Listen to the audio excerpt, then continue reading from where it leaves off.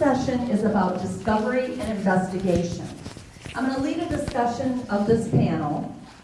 There are three very experienced and knowledgeable people who deal with these issues over the course of their daily work.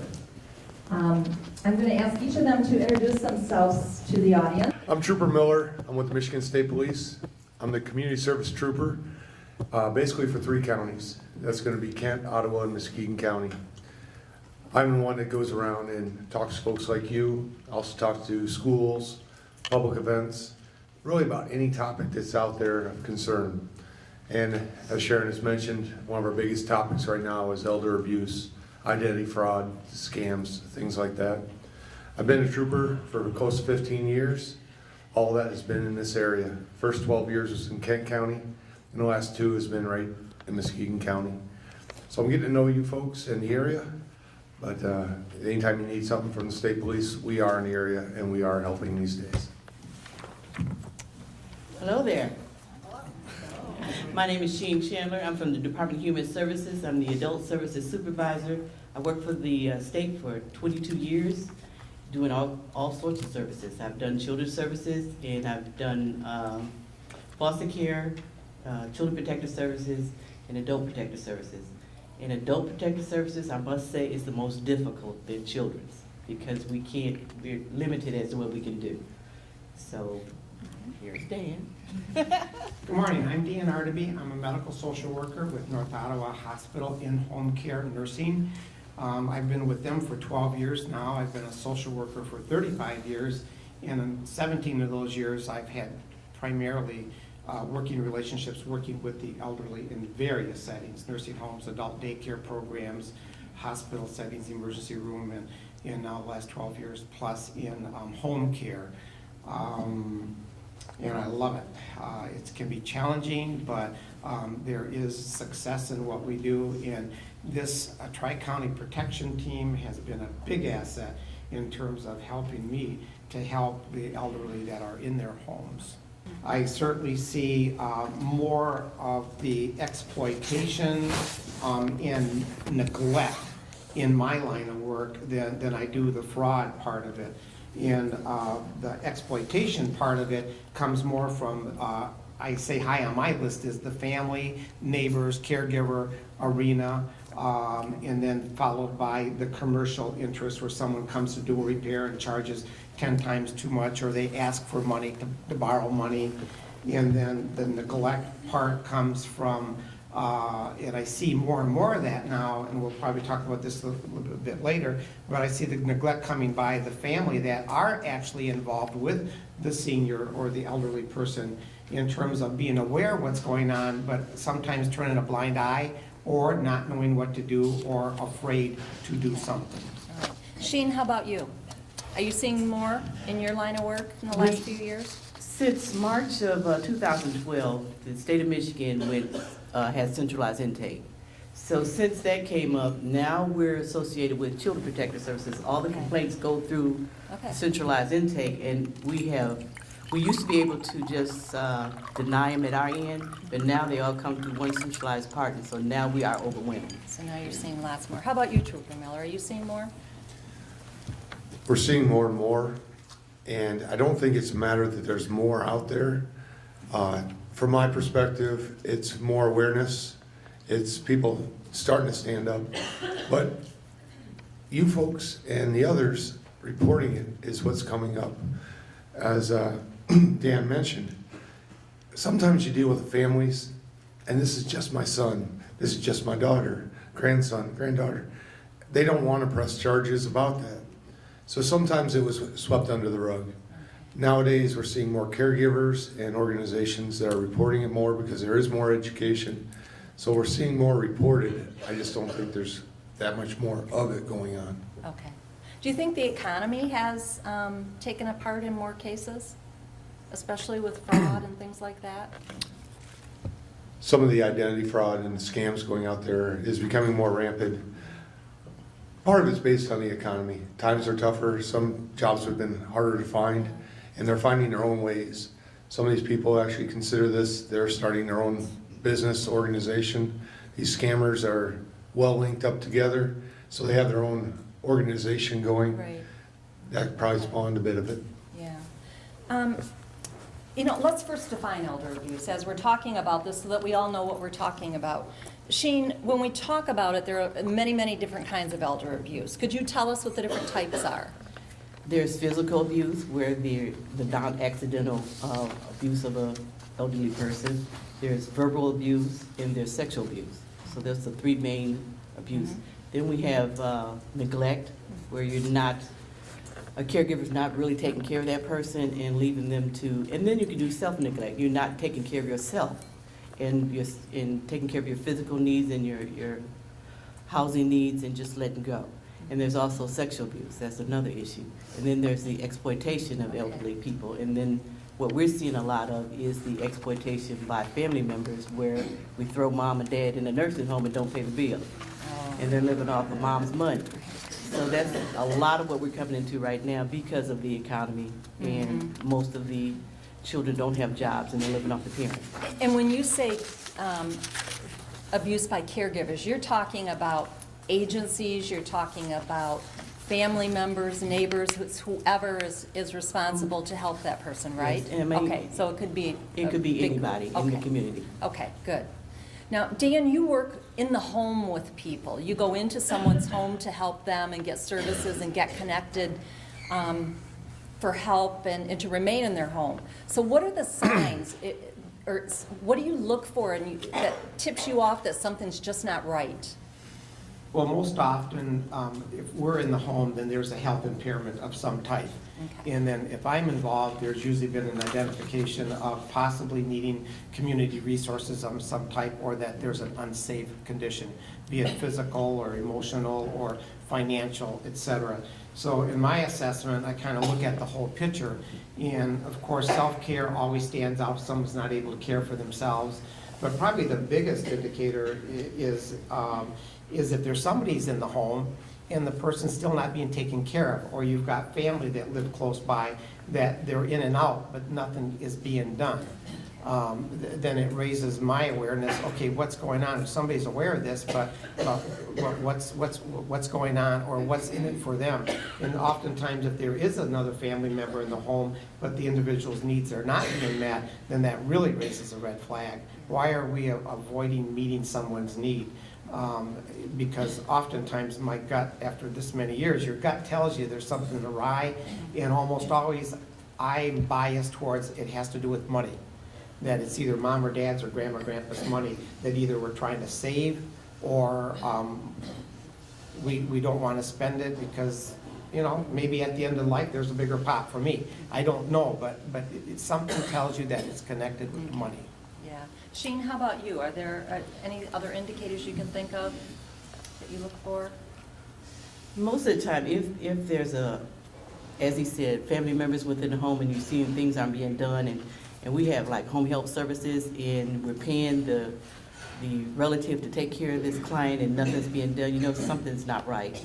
And then also when bills aren't getting paid and things are getting shut off, and you know something's not right. What about when the family members don't ever let you talk to that person alone? You know, they always have to be there, or they're answering for that person. Is that an indicator? Oh, yes. Okay. Where they're trying to hide them, yes, but Yeah. by law, we have to see them alone. Okay. So you we do? do Okay. get in there and see people. Okay, good, all right. With the yeah. troopers' help. Yeah. So Trooper Miller, in your line, what are some of the indicators you're looking for?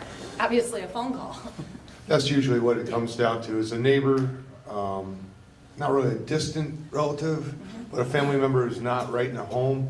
They're upset and they're concerned because there's been quite a change in the person's attitude. Whether they were very outgoing a year ago and now they're very self-contained, withdrawn.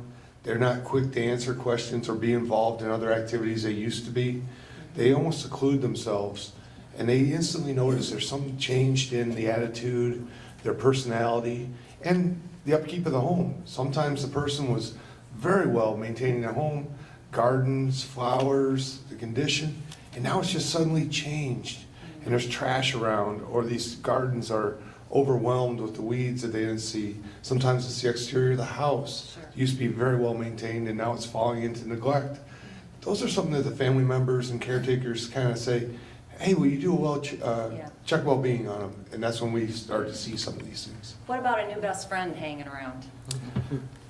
Always a good one. That's a strange one, because a stranger, a family member is never seen before, is suddenly there all the time. Or you have that nephew or niece that is suddenly in the house and really involved and taking over really everything in that person's life. Now you don't see the person because the niece or the nephew is there. Not always a bad thing, but it's an indicator that something has changed in that household. Okay, so change you look for a lot of times. Sheen, where do most of the calls come? If someone calls Adult Protective Services, who's calling it? Is it individuals, agencies, or both? It's coming from all different Okay. places. It's individuals that have firsthand knowledge. There's hospitals where individuals ended up at the hospitals and they have concerns about the bruises or the shape that they were in. It's coming from a lot of the emergency workers going into the home and seeing how the house looked. Police officers is calling us because they have issues as to what's going on in that home, and they're getting a lot of calls to that home, and they're afraid for that client. And also, we, as a protective services workers, we can only get involved if there's two issues. Like, they have to be vulnerable, they have to be at risk, they can't make their own decisions, and they have to be at risk of harm or neglect or exploitation. It's a two-pronged test. Let's back up, and what defines vulnerable? Where the elderly person cannot make good decisions for themselves. They can't keep themselves safe. Okay. But if they can make a good decision, they're competent to make good decisions, and they don't want us there, we have to back out. We really can't do anything, and that's why adult services is harder than children's services, because we just can't petition the court to make somebody safe. I can see that. We have to coerce them to make themselves, safe, really. We have to stay in the case until they can make a good decision to move on, Okay. or get family members involved, All right. or get the police involved. Okay, yeah. Now, Dan, as an in-home worker, when you suspect something, are you calling APS first, or are you calling the police, or what's your first line? Or does it depend on the situation? In most situations, unless it's a suicidal situation, I don't do anything, because going in, initially, you get maybe one story or part of a story, and in doing an assessment, sometimes to earn the trust, and as long as they're not in danger, it's often the second or the third visit that I make, along with consulting with the physical therapist, occupational therapist, speech therapist, or nurse. Then I'm able to put together a picture that points to something. And then from there, then the decision is made, wait a minute, which way do we go? But, Sheen's talking about the competency, and what I've come to learn, and what's frustrating for me and those of us in home care, is that you can be mentally competent and make bad decisions. And the law protects you from doing that. And so often I get the request from the nurse, you gotta go see this person, they're not safe, you gotta do something. Well, it's nice to want to do something, it's nice to want to make people safe, but we can't force them to be safe. And I have found over the past 2-3 years, I've called Adult Protective Services less, because there's less that they can do. You have the right to make bad decisions.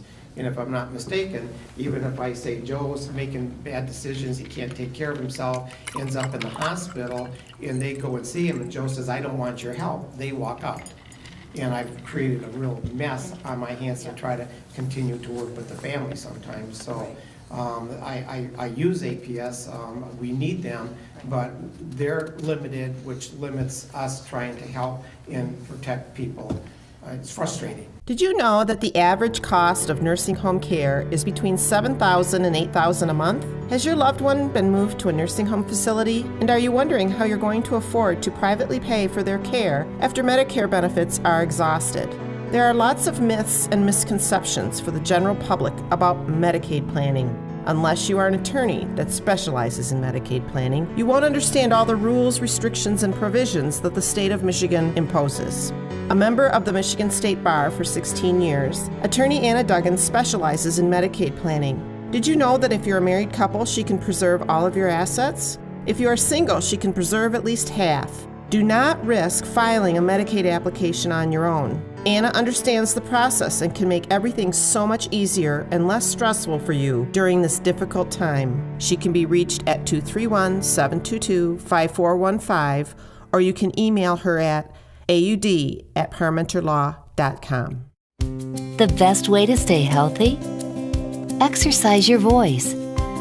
At the New Mercy Health, we believe that carefully listening to you and encouraging you to take an active role in your own health care is an important part of keeping you healthy.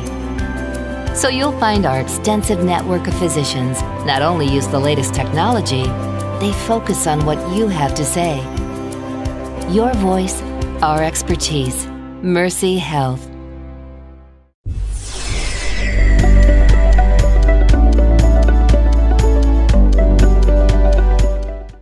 To report something, walk me through what happens. What happens when I call and I say, we work with Meals on Wheels. Let's say one of my Meals on Wheels drivers comes back and is worried about somebody and said somebody new's hanging around the house. He doesn't seem to have money to pay his bills. The call goes into the centralized intake area in Grand Rapids. They send it to the county where the individual lives, and we take a look at it. The supervisor has the means to deny it or to assign it. Once it's assigned, we have 24 hours to commence that case. We have to do something, talk to somebody that's associated with that case within 24 hours. Okay. Then we have to see that client within 72 hours to make sure they're safe. We have to see them face to face to make sure they're okay and to look into the allegations that's made by the complainant. But most of the time, we try to go in, we have to keep that client in the least restrictive setting. We just can't go in and force somebody to move.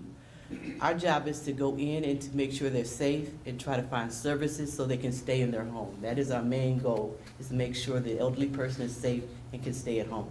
There is other services that we can offer to them, just like we'll send them to senior resources where they have a number of services that can keep them at home. And we have services through Medicaid to try to keep them at home.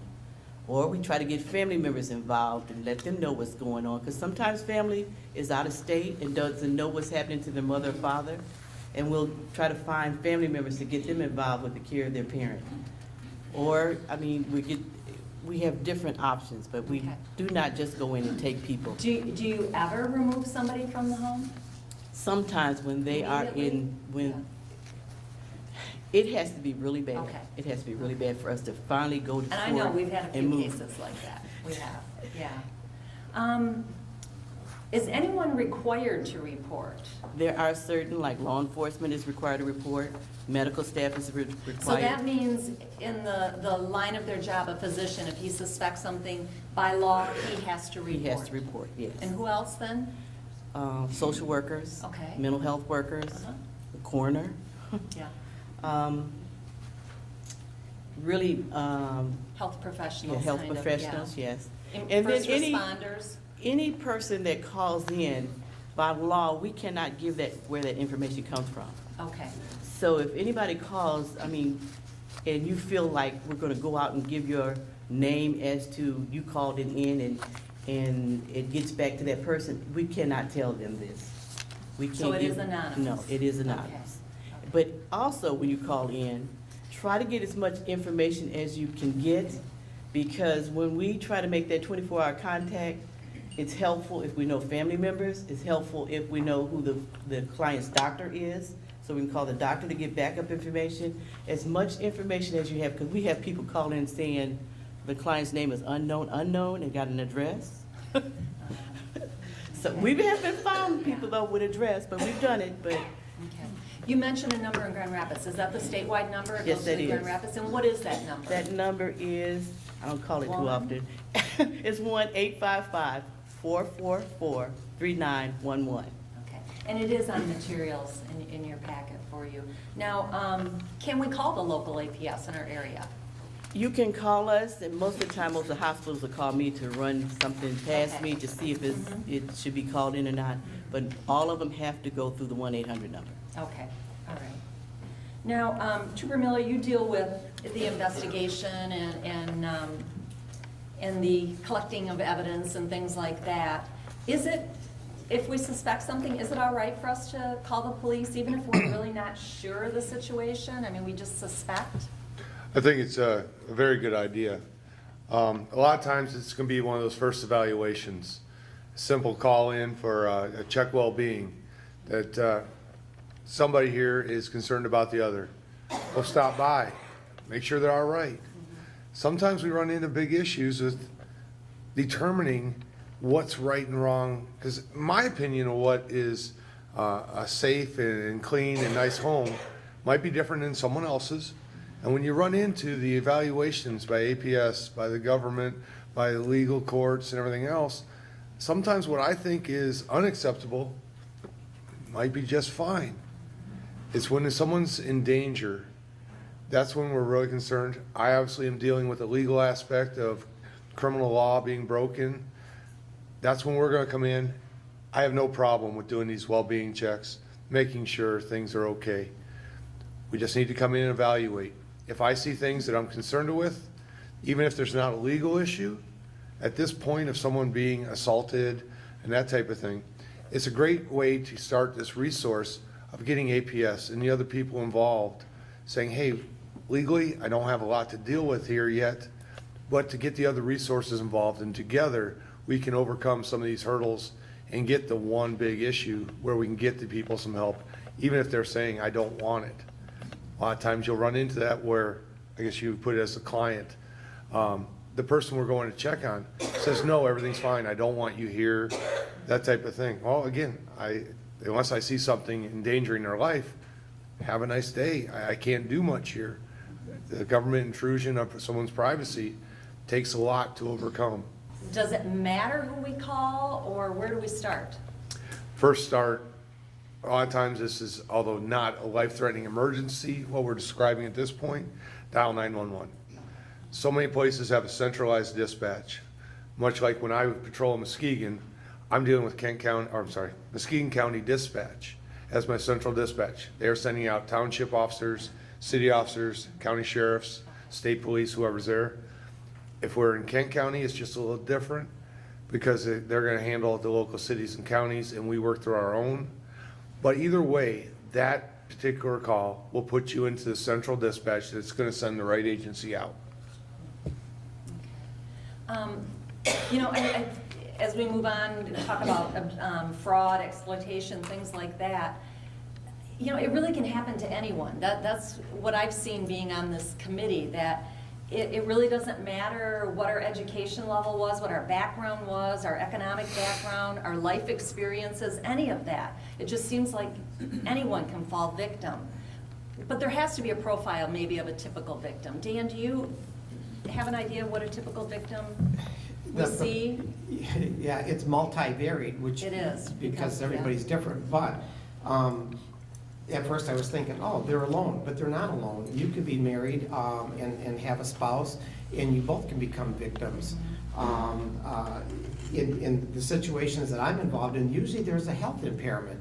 And as we get older and our health is impaired, it limits not just our movement, but our judgment, our ability to be out and about, our dependence on other people, even home care people. And that's a big thing, isn't it? Somebody who's dependent on other people? That's a key factor right there. And for people who want to remain in their home to their last dying breath, which is all of us, I'm sure, not wanting to consider any other option, it kind of pigeonholes us into a slot where we're probably more susceptible to being abused, neglected, or exploited.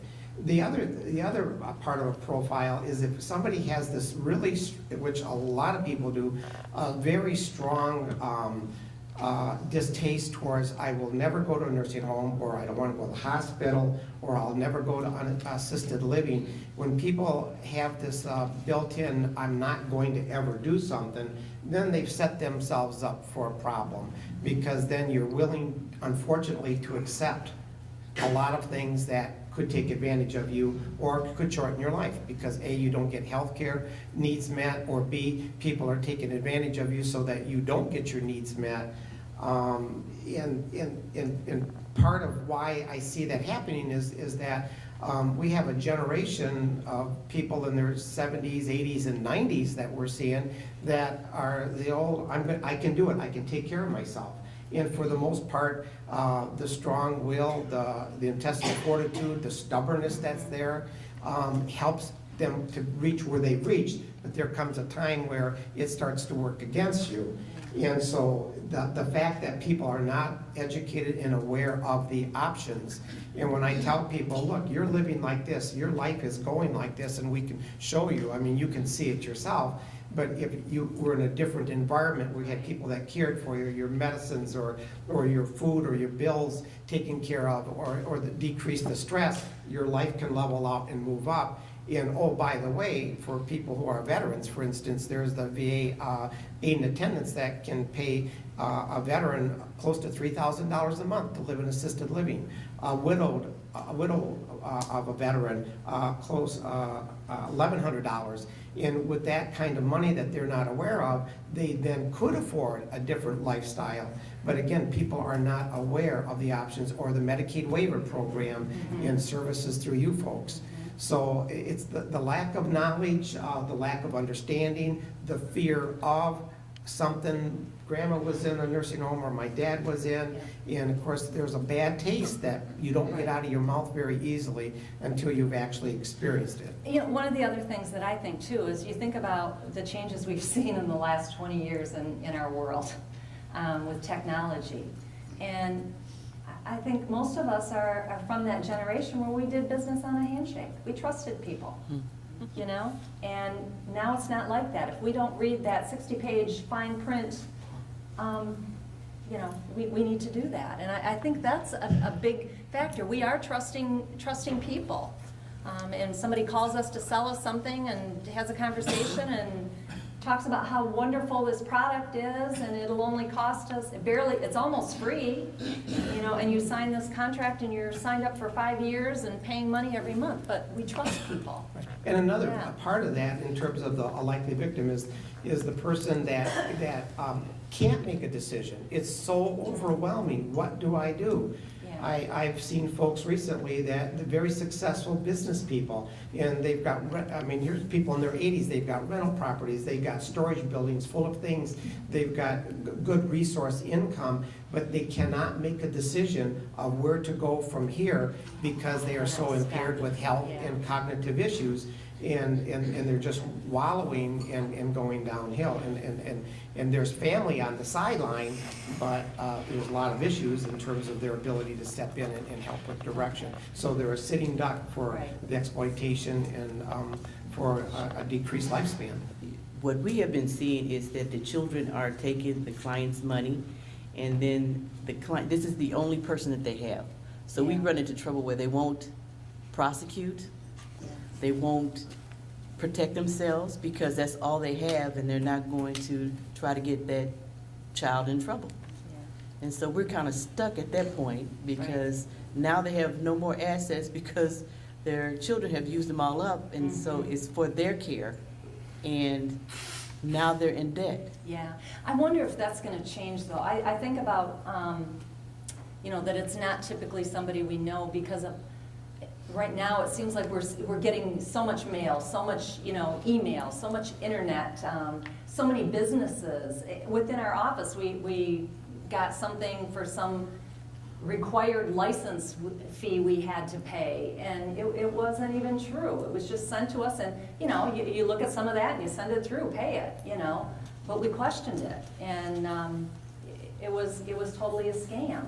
So I wonder if that's going to change. Do you think maybe it will because of the world? It has changed because, I mean, even one of my workers here, she ended up with a client that she had given away, what, $10,000 to Jamaican people, and she just happened to be at the time the person called, and she was so afraid of this person, he was cussing her out and everything, and she kept him on the line long enough for the police to get there and was cussing out the worker, and when the police got on the line, he kabloop, hung it up. Right.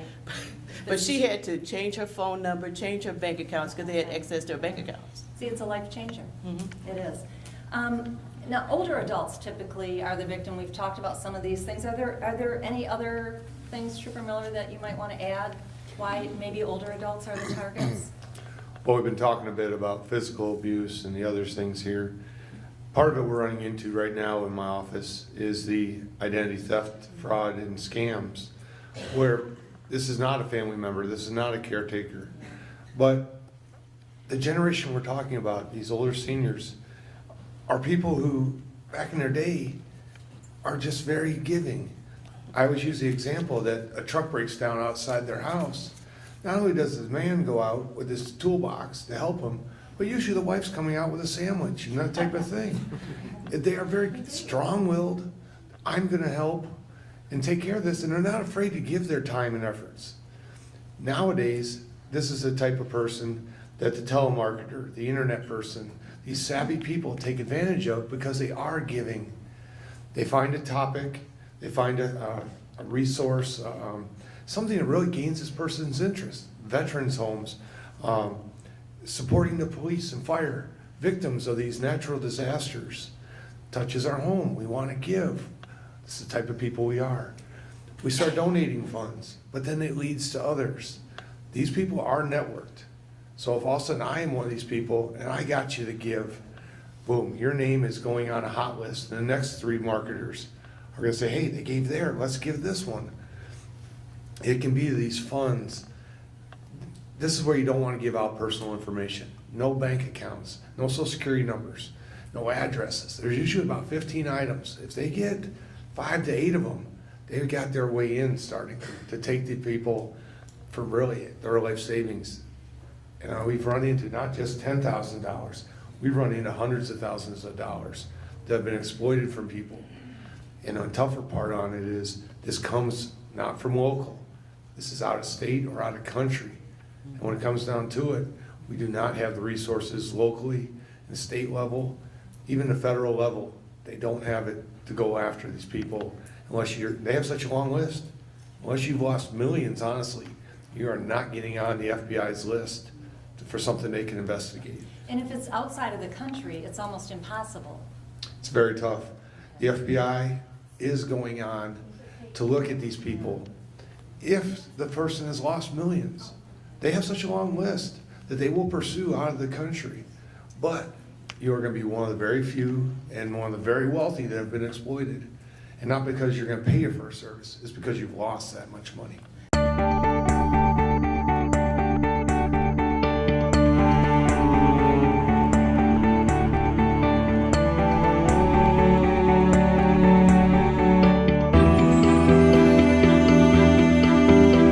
The Association for the Blind and Visually Impaired, also known as ABVI, has been serving residents of West Michigan since 1913. An important part of our mission is to advance the independence of people who are blind or visually impaired. We work with people who live with vision loss and teach them new ways. That's what we're all about, taking daily activities that you and I who are sighted take for granted and giving people with vision loss new ways to do those tasks so they can remain independent and live their lives with dignity. Our phone number is 616-458-1187. That number again is 616-458-1187, or toll free 800-466-8084. For active seniors and those over 50 seeking fitness and wellness programs, arts, music, and travel, then Agewell Service is your answer. We offer a variety of activities, classes, and clubs to help you live healthier, enjoy life to the fullest. Whether you travel with us, walk on our treadmills, take classes in watercolor, computers, Tai Chi, yoga, or Zumba, or just gather with friends in the Tanglewood Cafe, we are the specialists to help you age well. Agewell Services offers something for every older adult. Stop in and learn more about Agewell Services at Tanglewood Park, 560 Seminole Road, Norton Shores, or call 733-8643.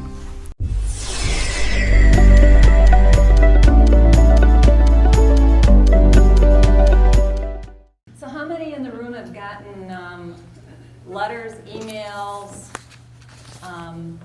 that you've won the Canadian lottery, the Australian lottery, the Jamaican lottery? Isn't it wonderful? We never even entered them and we won. I mean, it happens all the time. I've made these presentations, and on my screen, I'll list those 10 to 15 items. And I've done it for years. But surprisingly, last month, I got that email. Did you? And the exact list I've been presenting, they're asking me for. So it's still going on. My mom always, she was living in Florida, and every time I'd go to visit her, she was telling, I entered this contest. I had to send back a little bit of money. You know, and this was years and years ago, even before this started. So, you know, it's been around for a long time. So, okay, Trooper Miller, we have a case. APS has looked into it. The police are now involved in it. How do you investigate? What are the things you're looking for when you go out to the home then? For the criminal side, I'm looking for physical evidence of what the claims were. If it's a person who's physically abused, sexually abused, anything like that, I'm looking at the person's body. I want to see this type of thing. If it's a matter of exploitation or simply put, the taking of money, I'm looking at the household. Sometimes you'll find that family room or living room where you see the pictures and the mementos are quite nice, great memories. But now even those are starting to get broken, covered in dust. They don't care about them anymore. I'm looking for things that I can physically see, I can take photographs of, and if it comes to the other, there's medical personnel I can get involved to document that abuse. I'm looking for things there I can prove in court and not just one person's word versus the other. It's quite in detail. It's a tough job to prove. So, I mean, if we call you and you're investigating and doing all that, is it automatically sent to the prosecutor then? Or do you decide not, you know, is there? If I can find the physical evidence I'm looking for, yes, that is going to be run by the prosecutor's office. Okay. It can be approved. It can be conditionally approved, saying if we can find more or get more statements, or they'll say, there's not enough to go on here. They're going to give some type of leeway or a path of prosecution for us. Because people, I don't know if you realize this, I can talk to my boss, I can talk to my colonel. The legal top dog when it comes to law enforcement in this area is the prosecutor's office. Whether I want to charge someone or not, it doesn't go any further without their office. And we're pleased and proud to have the prosecutor's office on our team. So. Yeah. Gosh, we've covered a lot of these questions I had. What precautions are out there? What advice do you have to give to people? I mean, each of you, what advice do you have to give? Stay with me. Yeah. Use your common sense. That's what I'm really going to throw out there. For anyone who's a service worker, a concerned family member, when you see a drastic change in someone's attitude, in the way they conduct their lives, in the way they take care of themselves, that's usually a first sign indicator. To start asking questions, to take them out to lunch, and just drop the question in the middle of it. Hey, how are things going lately? Or even just bluntly saying, I've seen a drastic change. Is everything okay?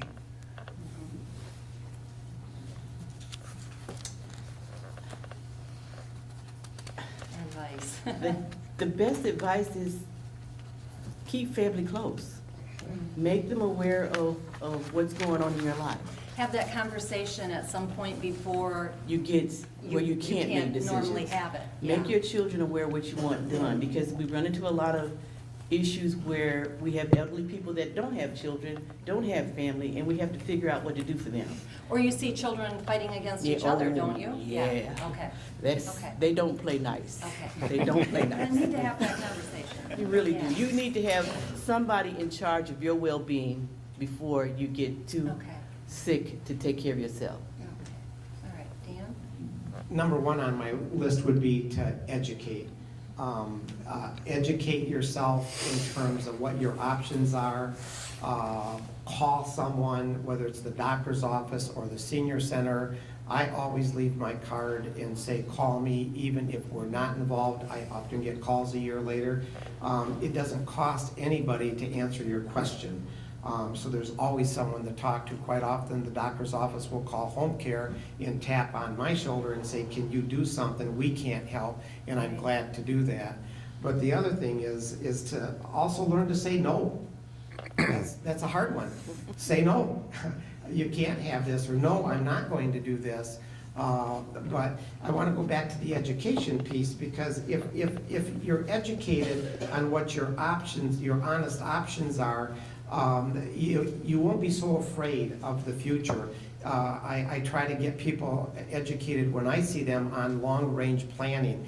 A lot of people don't understand that that doesn't mean just your funeral. That means your financial. What would you do if something happened and you couldn't live here anymore? You need to think about that. What about your will? What about your resources? We've got excellent elder care attorneys and organizations out there that are helping people. They're putting on seminars. I think that's great. I tell people, go and listen. If they're offering food, go eat. You know, but get the information, because sooner or later it's going to click, oh, wait a minute, you know, this is something someone mentioned before. So educate, call, say no.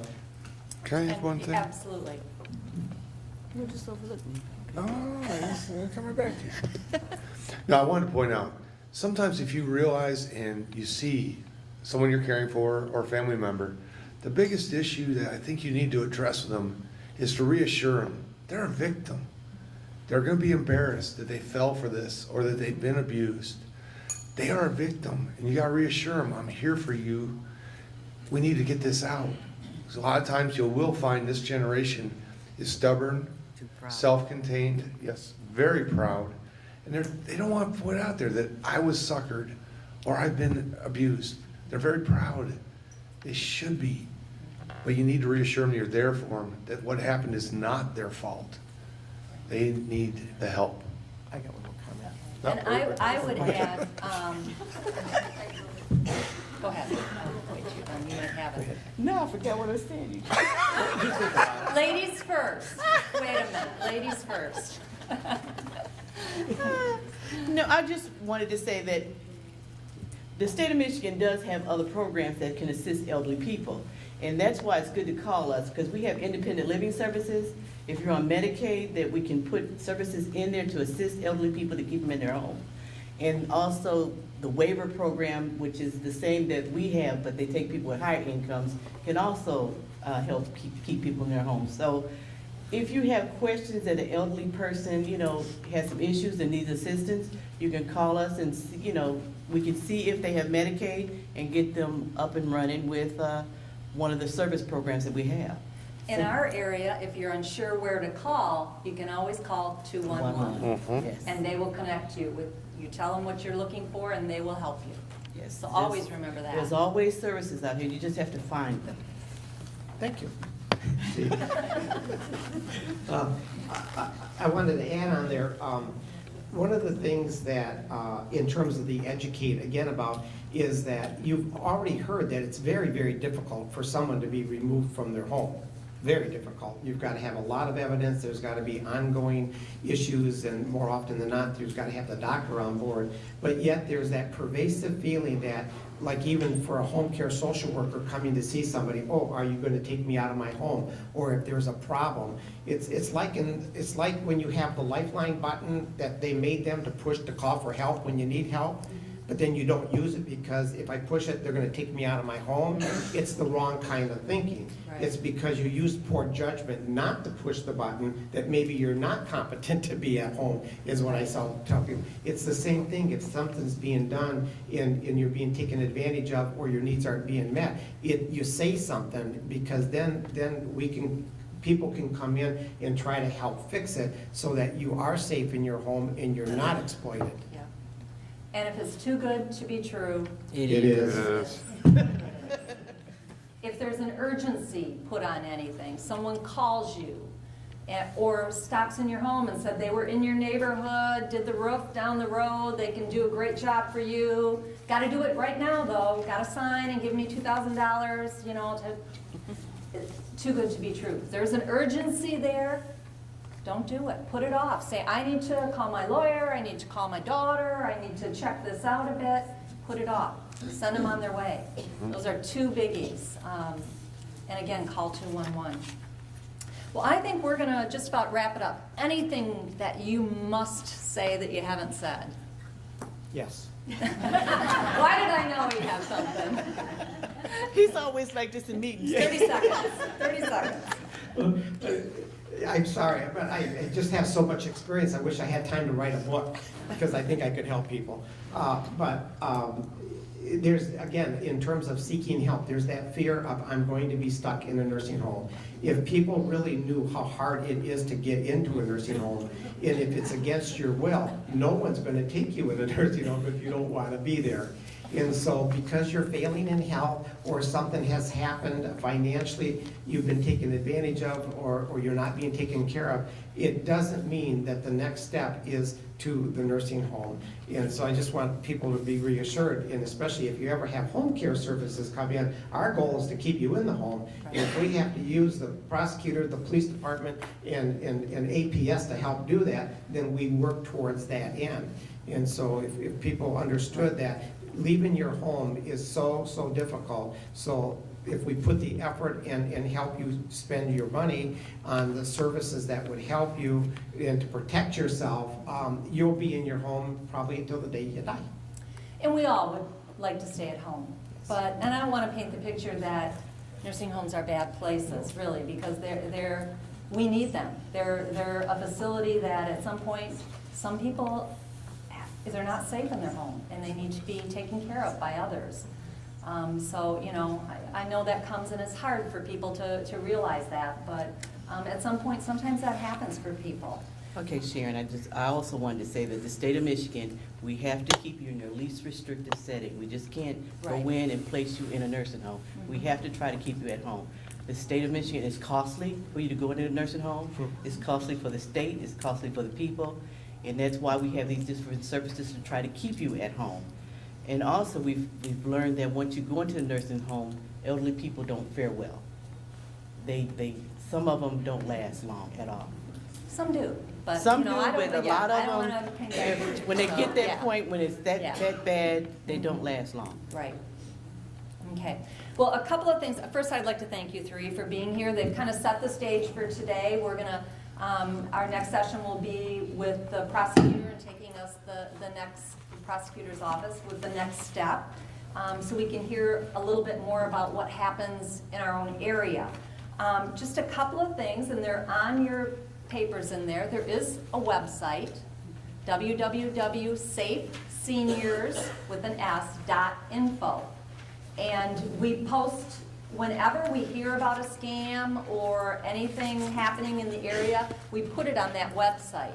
So if you are connected and check it out every week or month or something, or if you've got a question, you've seen something come across and you wonder if it's true or not, it might be on there saying this is a scam. Do not respond. The other thing is the Tri-County Protection Team is on Facebook. If you're on Facebook, you can like us and follow some information there. And I do want to point out one more time, if ever in doubt, you don't know the phone numbers, you don't know where to go, what to do, call 211 because they will connect you. Muskegon Area District Library, formerly the Muskegon County Library for the Blind and Physically Handicapped, offering public library books and magazines, both fiction and nonfiction, to visually and physically impaired individuals. With their new location at 4845 Airline Road, they can be contacted at 231-737-6310. The Village at Park Terrace Senior Living Community, offering beautiful yet affordable 1- and 2-bedroom apartment homes as well as 2-bedroom cottages. Rent includes a wide variety of exceptional services, from daily meals shared in the dining room or delivered to your door, to scheduled activities and social events, to 24-hour emergency on-call service. Their expert, caring staff is there to assist you with all of your retirement needs. The Village at Park Terrace Senior Living Community, where you can enjoy the luxuries and comfort of your own home without the work and worry. For years, people have put together photo collages for special occasions. They go through the photo album and old shoe boxes and pull out their favorite photos and put them on poster boards. The boards are a great way of sharing stories, but it can be a pretty tedious job. Well, we here at Clocks, we want to make that job easier for you. So just bring us all the photos and we'll scan them into the computer, and then we'll print out the collages on our large format printer. That way, all the photos will be in digital format so you can share them with your friends and relatives.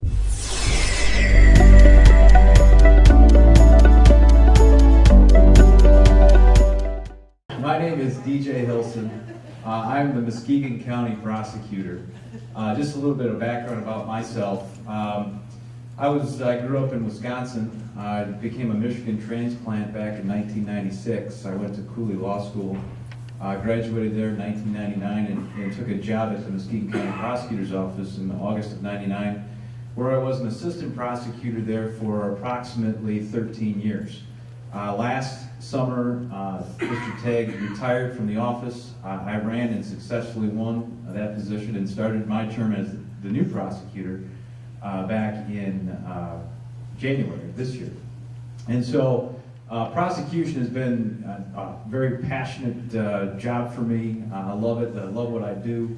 And it's really always a pleasure to come and talk about such a very important topic.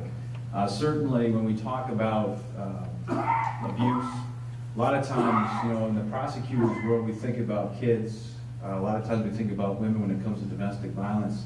But as we've kind of grown up here in the last several years, obviously the abuse of the elderly has become very prevalent. And it's always been a goal and a mission of the Muskegon County Prosecutor's Office that we take those cases very, very seriously. Because it's kind of like the age-old thing, you're a kid and you grow up, you become an adult, and then as you get older, you kind of get back to being a kid again, and you can be very easily influenced and taken advantage of it. I certainly appreciate what the legislature has done over the last several years to make the penalties and the crimes against our elderly population more and more stiff and more severe. They certainly have made it a lot easier for us as prosecutors to prosecute those cases because it takes away a lot of the defenses that we worry about when we're dealing with the elderly. So we're extremely fortunate to have such a progressive state when it comes to protecting the elderly, in particular as it relates to physical abuse and exploitation.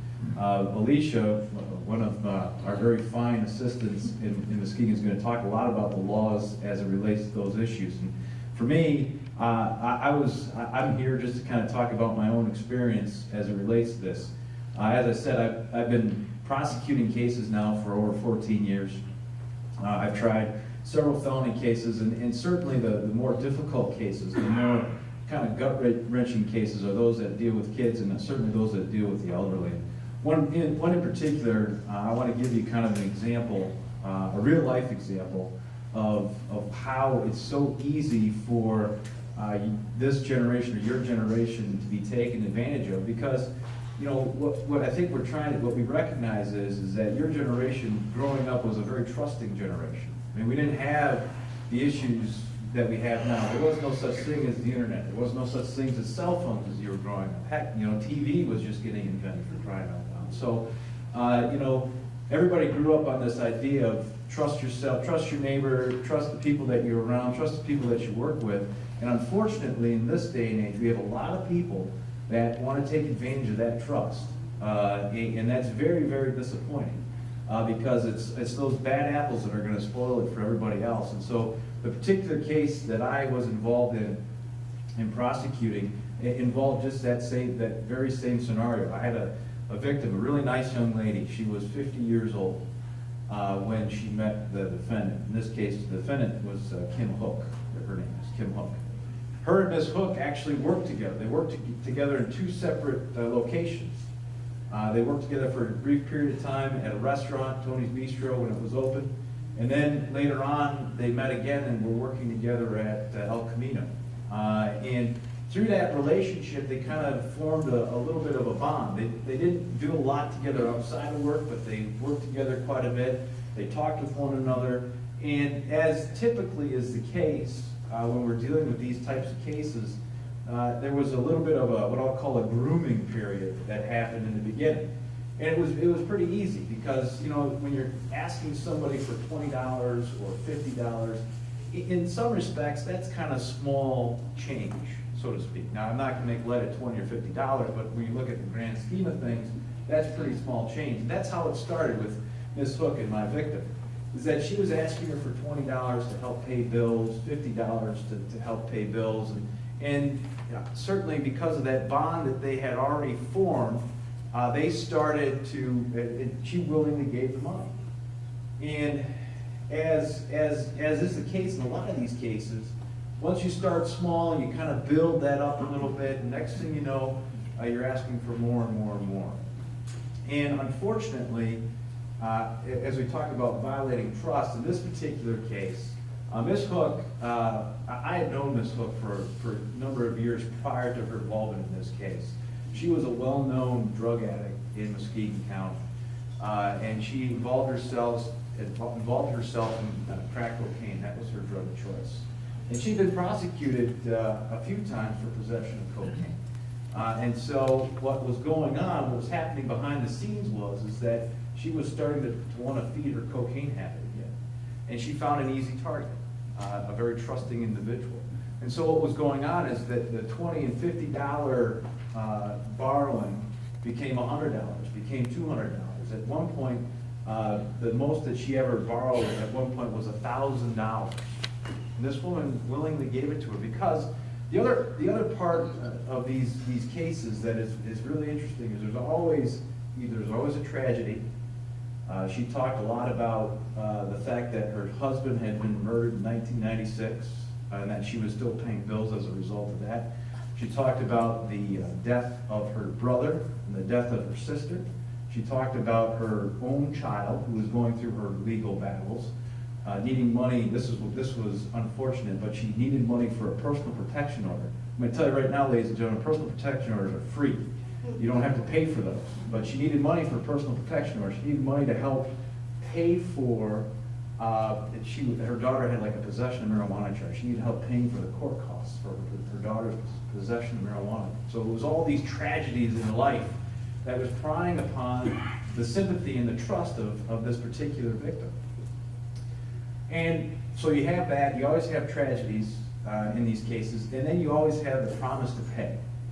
I'm going to pay you back, because along with these deaths, it was, well, I've got this life insurance policy coming my way for my brother. I've got this life insurance policy coming my way for my sister's death. Oh, and by the way, I'm attending school, so I got these school grants coming, so don't worry, I'll pay you back.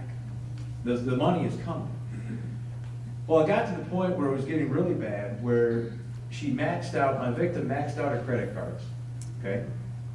And then the suggestion was that, okay, do you have department store credit cards? And she started prying on her for these department store credit cards. And what she was doing was she said, listen, why don't you go and you buy gift certificates, okay?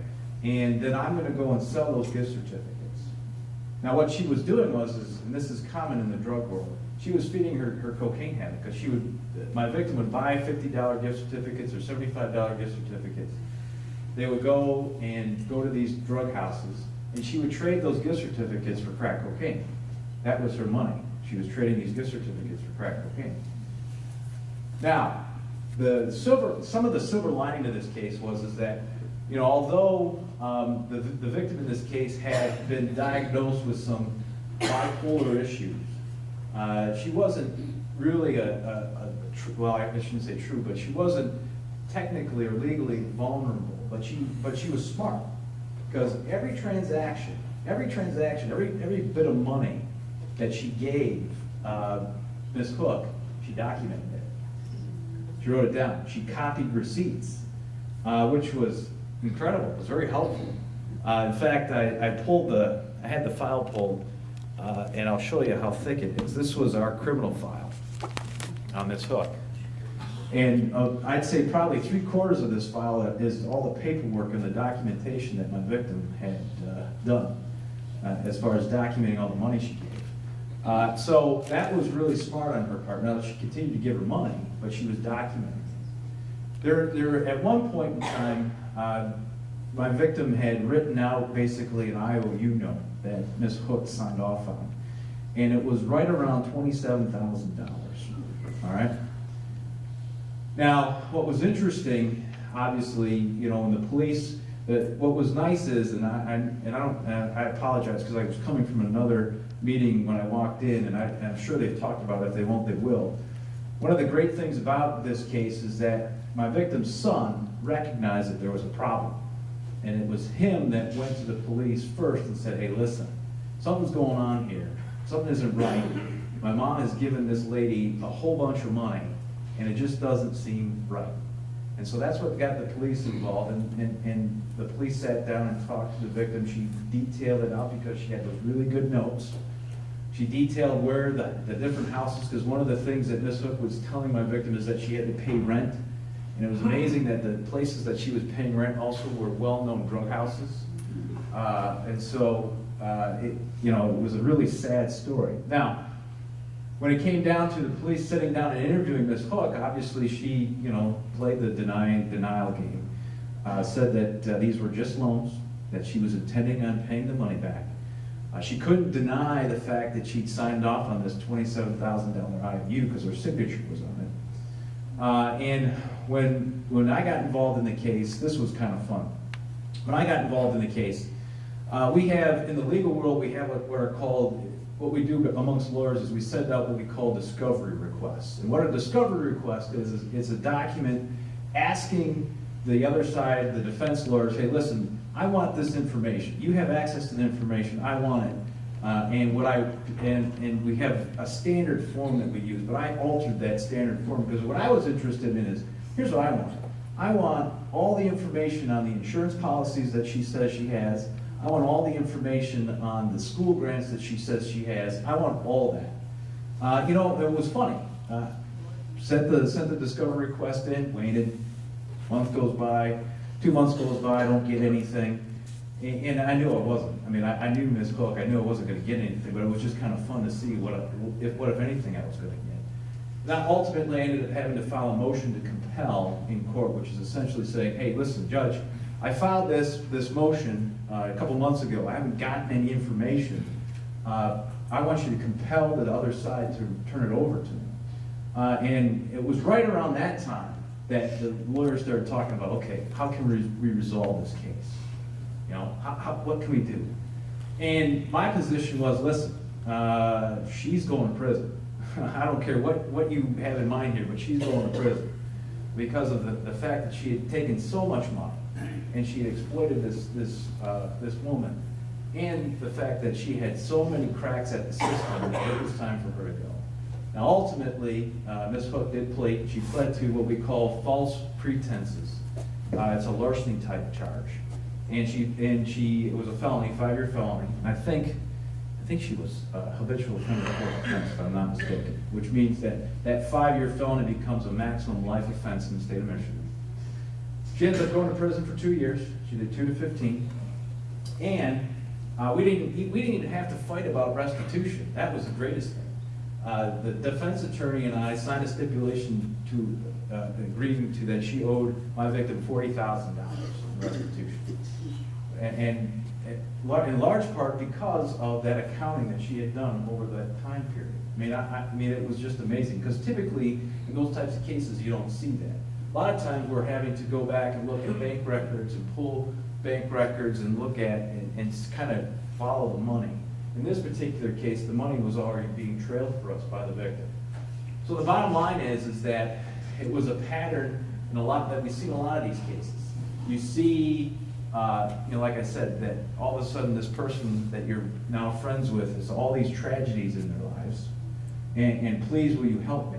And it's always financial help. It's never emotional help or just being a friend help. It's always financial. And 2, there's always a promise to pay back, which never gets fulfilled. So the bottom line is be careful about who you trust. Be careful about those folks that are asking for small amounts of money, because again, $20 here, $40 here, $50 here, doesn't seem like it's going to add up. But as you can see in this particular case, it added up to over $40,000 worth of being ripped off. So be very, very careful about that.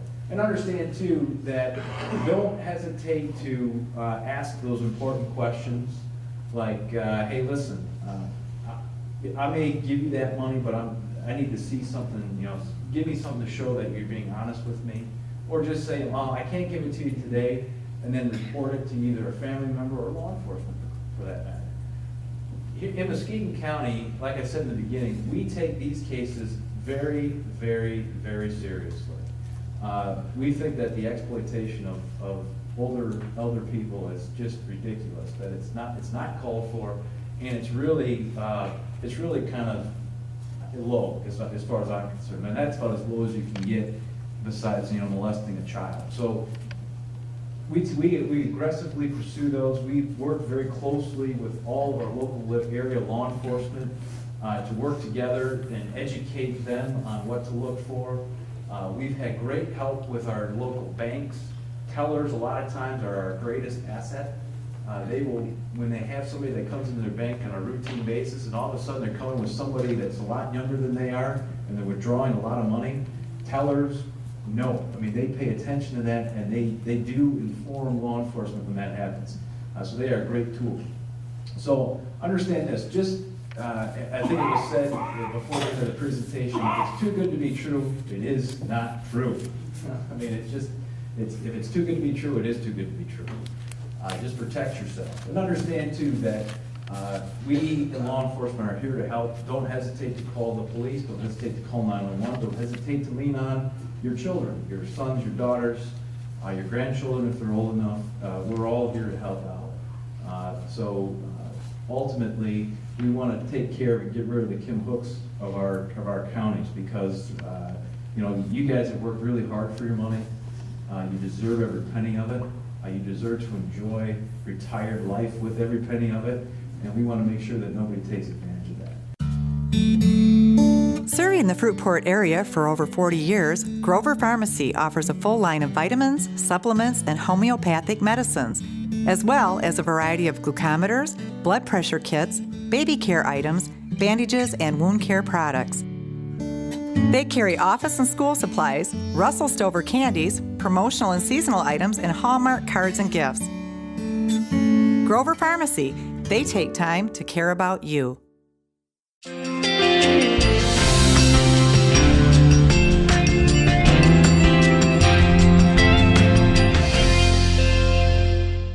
Whether you're a first-time jewelry browser looking for an extraordinary engagement ring, a couple celebrating your 60th anniversary, or you're just looking to treat yourself or mark an important event, Prothheim & Swanson Gemworks is proud to offer custom-made selections handcrafted in America. Silver, fine-colored gems, diamonds, and gold jewelry, as well as strands of lustrous quality pearls. From ring and watch appraisals to in-house jewelry design and repair, ring sizing, remounting, to a complete rebuilding, you can rely on them to keep your old favorites looking new. K&S Gemworks, Muskegon's community jeweler. Memories made one at a time.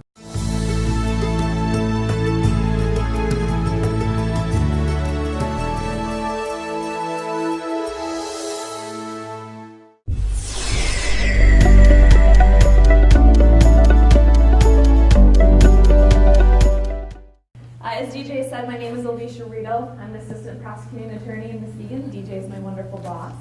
I am also a member of the Tri-County Protection Team here, and I want to recognize our Tri-County Protection Team because I want to tell you what, they are fabulous at working towards addressing issues that affect older adults as well as bringing awareness to the issue of elder abuse.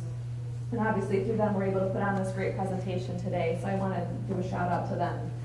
As DJ said, I want to talk about today the law regarding elder abuse, talking about scams, exploitation, because that's one of the big things that is out there is the exploitation, as well as giving you some specific examples of cases out there that we have, not necessarily in Muskegon County, but at other counties have dealt with that. So DJ is going to help me out here in my presentation, so keep going. Just all right. Types of vulnerable adult abuse. This is what the law says about it, and I just kind of want to read it to you. First degree vulnerable adult abuse, a person who directly cares for or has physical custody of a vulnerable adult did intentionally cause serious physical and or mental harm. This is how the law defines vulnerable adult abuse, and they put that at a 15-year felony if somebody is convicted of that. Second degree vulnerable adult abuse means that the person did cause serious physical and or mental harm to a vulnerable adult by committing a reckless act or a reckless failure to act that caused injury to that vulnerable adult.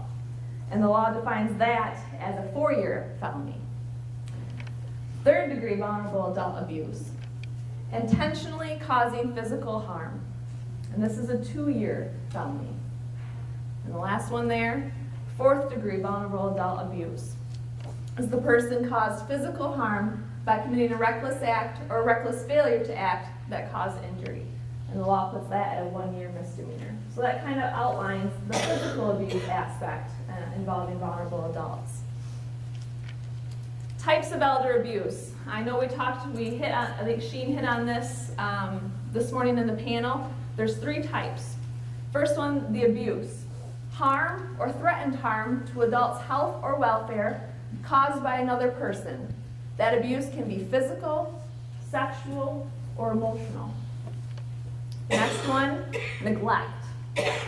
Harm to an adult's health or welfare caused by the inability of the adult to respond to a harmful situation, otherwise known as self-neglect.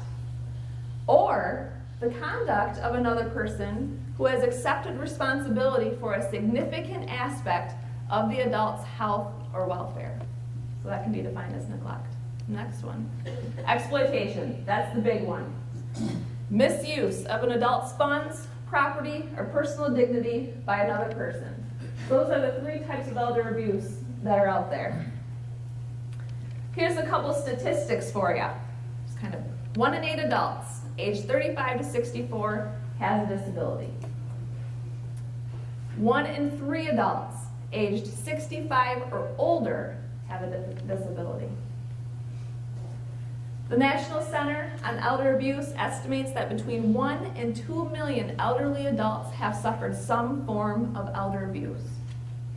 1 in 10 older adults are victims of elder abuse. I mean, this is such a common problem out there. Elders with dementia are at a greater risk. 1 in 2 people with dementia are victims of elder abuse. To give you a couple more statistics, there are 10,000 people turning 60 every day in the United States. 70% of the nation's wealth is with our seniors. And there's about 5.3 million people out there that suffer from Alzheimer's. Here's a couple statistics from Michigan. Last year there were 25,000 referrals for elder abuse in 2012. That came in through APS. And there's about 90 to 100,000 Michigan residents are victims of elder abuse each year. I mean, that's a sad statistic. Who are abusers of older people? Unfortunately, we like to think if we're in a facility, we're safe from that.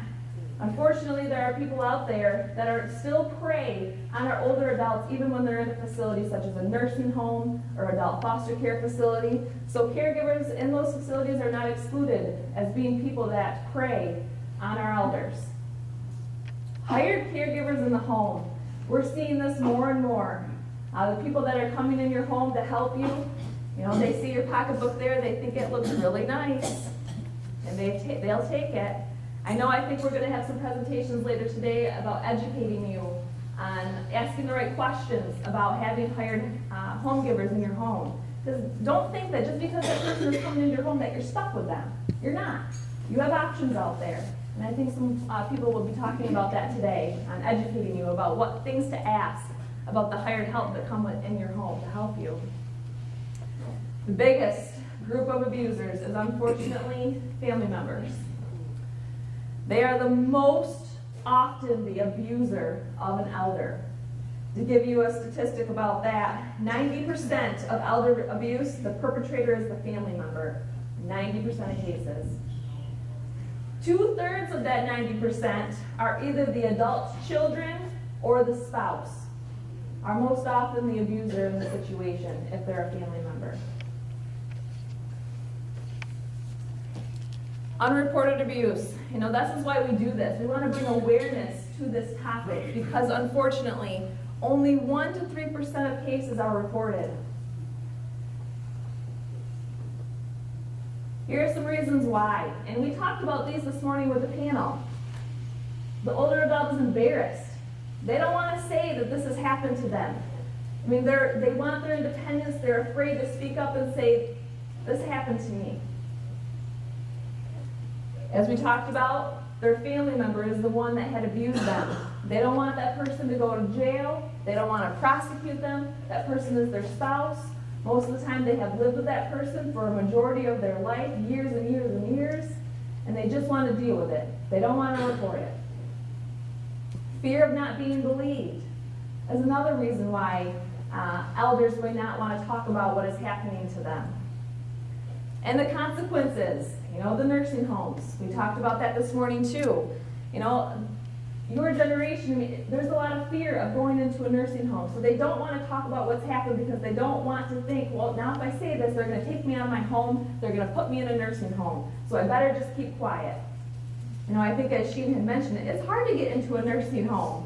I mean, if you're kicking and screaming, nobody's going to take you, so it's hard to get into a nursing home. But that's still a reason why they don't want to talk about it, because they don't want to leave their homes. They want to stay right where they are, so they just deal with what's happening to them. And that's why we want to bring awareness to this, so that they feel that they don't have to just deal with it. They can speak up. Here are some of the common ways. Fraud, which is defined as acquiring property or money by a misrepresentation. Larceny, permanently taking someone's something that belongs to another person without that person's consent. Okay, that's a big, pretty common one. Everyone knows about that. Larceny by false pretenses. Stealing property by making the victim believe something is true when it's really false. Larceny by conversion. Stealing property that was voluntarily given by the victim for a period of time, and then they kept that property beyond the period of time that they were able to keep it. Okay, so they don't return it. Forgery. Suspect intentionally changed a document to defraud or cheat someone. So those are the common ways when taking somebody's property becomes a crime. But now, I'll go next. What if that person that property was taken from is a vulnerable adult? Okay? And this is what we have to meet in order for a person to be considered a vulnerable adult. So there's a 3-part test here. The first requirement is the person has to be 18 years of age or older. The second requirement, that because of their age, developmental disability, mental illness, or physical disability, requires supervision, personal care, or they cannot live independently because they lack personal or social skills. So we got the first requirement, got to be 18. Second, you got to have an age, developmental disability, mental illness, or a physical disability. That requires you to have supervision, care, or that you can't live independently. Okay, so those are the 3 things that we have to be able to prove in order to consider a person to be a vulnerable adult under the law. To give you a little example about that, go to the next one. People versus Klein. Okay, this is a case. It wasn't here in Muskegon. I believe it was up in Huron County. The victim in that case was blind and she had diabetes. Okay, but she was able to do a lot of things given the fact that she had blind and she was diabetic. She was able to bathe herself, feed herself, clothe herself, do her laundry. She was able to live by herself. But she required a little bit of assistance, okay, with cooking. She didn't know exactly what ingredients she was putting in to make something, so she needed some assistance in being told what exactly she was putting in the pot. Reading labels, obviously. Taking meds, okay. She had a lot of medication she was taking because she was diabetic and she needed some assistance being told what medication she was taking to make sure she was taking them at the right time, and to fill those prescriptions. Other than that, she could live by herself. She had no cognitive disability, no dementia, nothing of that nature. She was just blind and she had diabetes. She had no outside support, only her husband. And her husband became the perpetrator. She met him, I believe, back in 2001 in Kalamazoo at a Center for the Blind. They struck up a romantic relationship. I believe that was in January of 2001. By September of 2001, they had gotten married. In 2005, she found herself in the hospital, and she had a hard time breathing. And she had thought that something had happened. Not breathing. She had a hard time speaking. And she felt that maybe she had had a stroke. but she wasn't quite sure what had happened to her that caused her to have such a hard time speaking. When she was cleaning her apartment one day that she shared with her husband, she had come across a box that had some rope in it and a digital camera. And she thought that was pretty strange as to why that was in her home. She hadn't seen those items, or hadn't felt those items before in the home. And so she called a friend to help her identify what is on this camera. And when her friend helped her get the camera on, pictures of our victim were discovered on that camera. She was bound up with rope, she had a bag over her head, and she was either nude or very scantily clad, dressed. And her husband was found in some of those pictures. So obviously, the friend, they launched a criminal investigation into that. Her husband had confessed that he had been essentially abusing her a lot, sexually abusing her, physically abusing her, to the point, and how he was able to do that is he was manipulating her diabetes medication to the point that she would lose consciousness when he would give it to her. And that was how he was able to do these things to her without her knowing, until again she came across this camera. And he had admitted that he was doing those things to her. And hit the next one. That's him. He was charged with 17 counts of vulnerable adult abuse in the first degree. He was also charged with kidnapping. He's currently in prison right now, where he should be. The Trophy House and Jones Sports have been servicing the area for almost 50 years. We handle all team sports, uniforms, and equipment and have a full custom design service for your athletic and corporate logos. We have trophies, plaques, and awards for all occasions. We engrave, embroider, and do silk screening. We have stock t-shirts, sweatshirts, both hoodies and crews, sports shirts, jackets, and specialize in corporate promotional products. The Trophy House and Jones Sports, helping you promote you. Muskegon's Hackley Public Library is an excellent source for help, information, and great entertainment on virtually any topic. The friendly, knowledgeable staff is always available to help you with finding information on any topic you need. They can help you with using the free public access computers, and they look forward to showing you books, audio CDs, DVDs, and much more. Whether you live in the city or outside, the Hackley Public Library in downtown Muskegon is there to help with everything imaginable.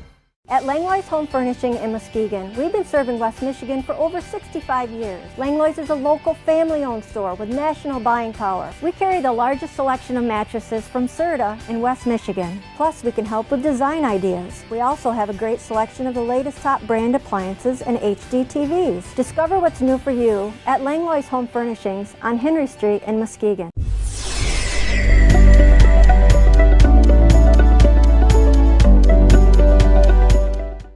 You don't have to have a cognitive disability such as dementia or something like that to be considered vulnerable adult. And you can have something as easy as, you can live independently, but you need someone to assist you in getting groceries, to assist you with your banking, those sorts of things. And some more examples of vulnerable victims. A person who lives in an AFC home, adult foster care, they're considered a vulnerable adult just by the fact that they live in an AFC home. A person who has a conservator or a guardian, that person is considered a vulnerable adult because there has been a judge that has already made a judicial determination that that person is incapacitated to the point that they need a conservator to help them with their finances or a guardian to help them with their day-to-day needs. If there's a person that has either one of those things, they would be considered a vulnerable adult. A person who lives independently but requires supervision or care to live independently. Again, this is kind of like the victim that we just talked about. Can the person manage their finances? That's a question we typically ask to determine if they're vulnerable. Can the person attend to their physical needs, bathing, cooking, toileting, getting groceries?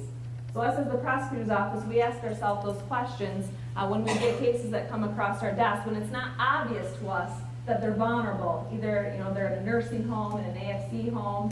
If they aren't in those places, it's not as obvious as to whether or not they're vulnerable. So those are some questions that we ask ourselves. The doctors really help us in defining a vulnerable adult. We go to them quite often and we ask them those questions. as when they believe this person could be considered a vulnerable adult. Because as you know, you go to your doctors on a fairly regular occurrence, get your yearly checkups, or even more frequent than that. So doctors are really assisting us and helping to determine if that person is vulnerable. Talking more now about financial exploitation.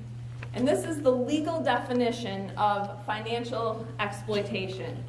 And of course, nothing in the law is real easy to read and easy to understand. So, a person shall not, through fraud, deceit, misrepresentation, coercion, or unjust enrichment, I highlighted that because that's what we're going to focus on today, obtain or use or attempt to obtain or use a vulnerable adult's money or property to directly or indirectly benefit that person, knowing or having reason to know the vulnerable adult is a vulnerable adult. That's a mouthful.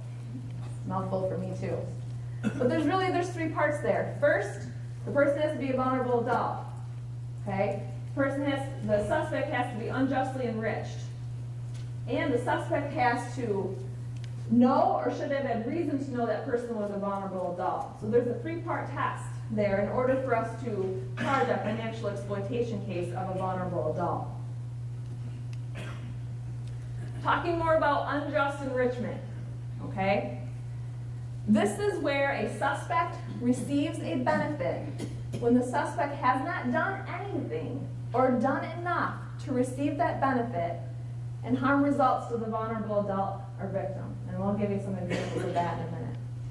What's really cool about the law, and DJ talked about this earlier, how the legislature has really helped us, the law kind of puts this nice little bubble around vulnerable adults and gives them special protections to prohibit these people from taking advantage of them.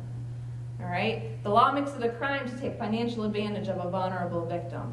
And that's why we love the law in this regard, because it's really helped us.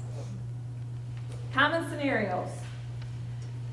Contractor, I think Dan earlier in the panel had talked about this, how he sees contractors taking advantage of our older adult population. And here's a clear example of someone getting an unjust enrichment and can be prosecuted under financial exploitation.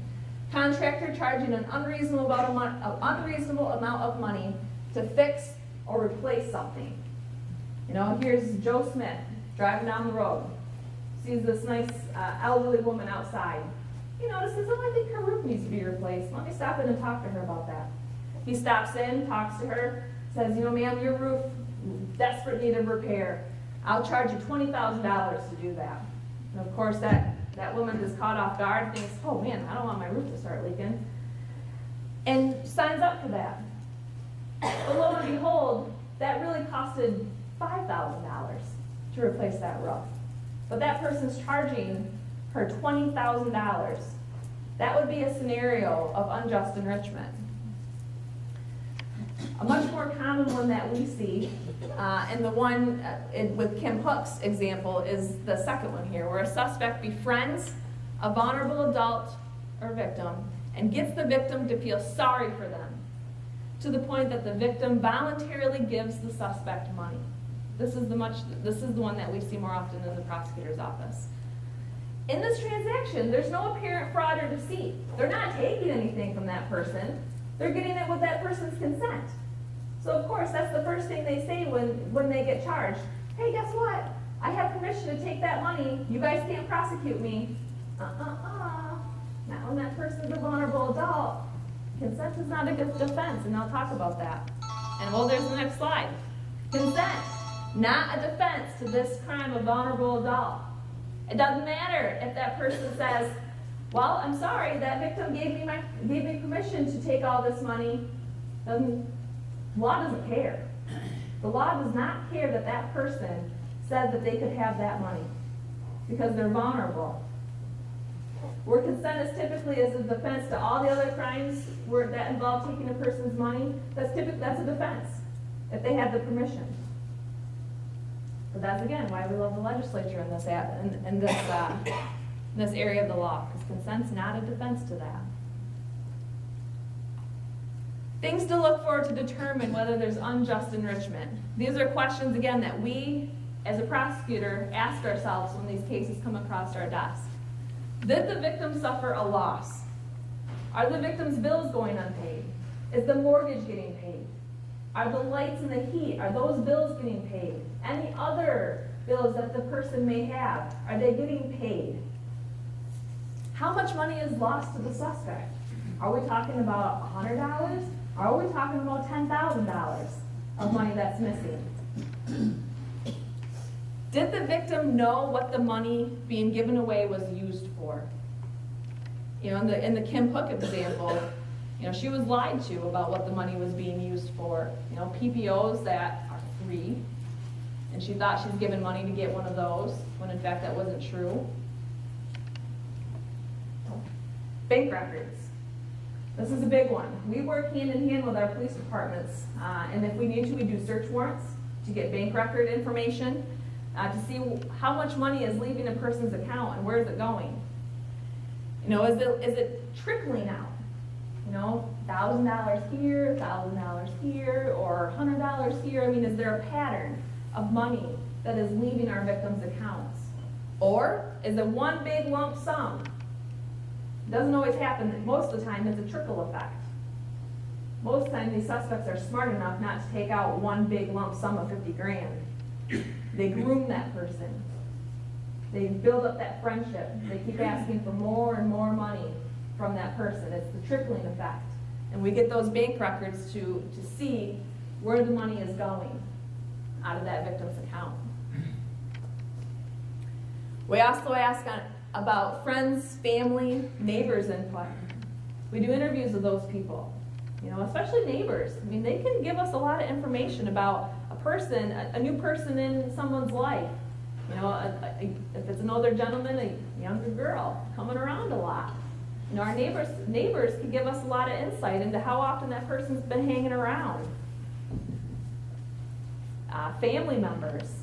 You know, a lot of times family members give us a lot of information that victims become social, you know, more isolated in their home. They don't leave a lot. While they previously had a good relationship with them, but then once this new person entered their life, now they don't talk to the family members as often anymore. So we get a lot of information from friends, family, and neighbors to determine what's going on in that scenario. Warning signs of financial exploitation. The victim has a lack of affordable amenities and comforts in an elder's home. If you see some of that, that's a warning sign that maybe there's something going on there that's just not quite right. The victim gives uncharacteristically excessive gifts or financial reimbursement for needed care or companionship. The caregiver has control of an elder's money, but fails to provide for the elder's needs. You know, I think we talked earlier about the example, the person's in a nursing home, yet the bills are going unpaid. And this last one is very common. The elder has signed property transfers, like a power of attorney or a will, and they do not know what that transaction means. That suspect just puts those papers right in front of them and says, sign here. But yet that person has no idea what they're signing or what's contained within it or what they're doing with the money that they have once they pass away. They don't know where that money is going. That's another warning sign that something is not quite right. Risk factors for elder abuse. Elders become more socially isolated or withdrawn in their home, where normally they were active before.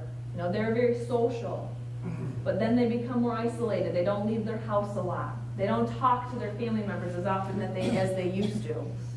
The elder becomes to be in poor physical health. An example of that, there was a case, I don't believe it wasn't here in Muskegon, I had heard about it in some of the seminars I've gone to over the last couple of months. But there was this woman, she was older, but she lived independently. She had great pride in the fact that she could live independently. But she had a scenario, she had a leaky pipe in her house, and she called a repairman to come in, and he charged her an exorbitant amount of money to fix that pipe. Again, he was unjustly enriched. He took advantage of her. Once he fixed that, he told her, oh man, your pipes, they're all bad in your house. We gotta fix all of this. Or you're gonna have a leaky house here any day unless you fix this right now. And of course, she's living independently. She didn't want to ask for help from anybody because she didn't want to lose that sense of independence, and she just agreed. She agreed to give this guy a whole bunch of money to fix her house. But then she realized that she did something wrong. But she did not want to speak up because she was embarrassed. She was embarrassed that she let this happen to her. And she just let it go. So this once very socially outgoing woman became very isolated. She didn't leave her house. She stopped talking to her family members. And then she got to the point where she could not care for herself any longer. Because that one scenario, that one thing that she did where that man took advantage of her, it caused her to become in poor physical health, and then it caused mental health problems for her later on. And then to the point where she was unfortunately no longer able to stay in her home any longer because of that one incident. If the elder has dementia or mental health or substance abuse issues, that's another, it's a big risk factor. The perpetrator, mental health or substance abuse issues. The Kim Hood case, she was a drug addict. That's a risk factor. If there's a known drug addict that's having contact with an elder, be on the lookout, be aware, ask questions. At Seaway Appliance, we're about great deals and great service. And we stock everything from washers and dryers to the latest in high-definition TVs. And don't forget about our professional delivery and installation. Here at Seaway Appliance, we have the professional service department. At Seaway Appliance on Henry Street in Muskegon.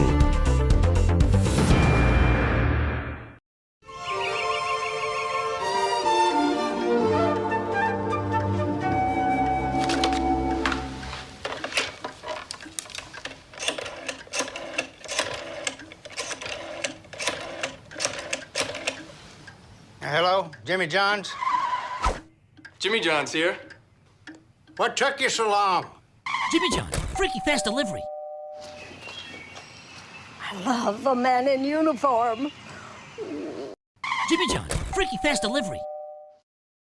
Buckwheat Schultz and Associates Incorporated. Investment products and services. For more information, call 799-9889 or 866-799-9889.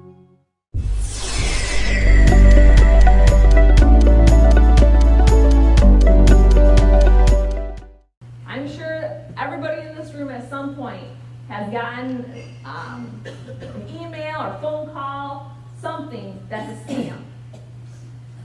Here are some local ones that are happening that are fairly recent, the last couple months or so. A person with broken English calling from a 409 area code, trying to verify your personal Medicare info, saying that you need a new Medicare card. This is right here in West Michigan that this has been happening. I think I found it right on our website for Age Well Services. Yep, we had calls. Yeah. So if someone's calling from a 409 area code, has broken English, do not give out your information. In fact, don't give your information out to anyone that's calling to verify it. This medical alert system. You get a phone call saying that you're eligible for this free system. Okay, and there's a benefactor that's going to pay for this system monthly. No cost to you. But by the way, I need some personal information from you first before we can get that set up in your home. It's a scam, scam, scam. Do not fall prey to that. Again, these are two local ones that are just within the last couple months or so, right here in this area. So be on the lookout. You get a call about that, click, hang up. Don't even give that person the time of day. I should ask the room here, is there any other ones that you guys have come across recently where someone's trying to scam you that you want to share with the audience? Go ahead.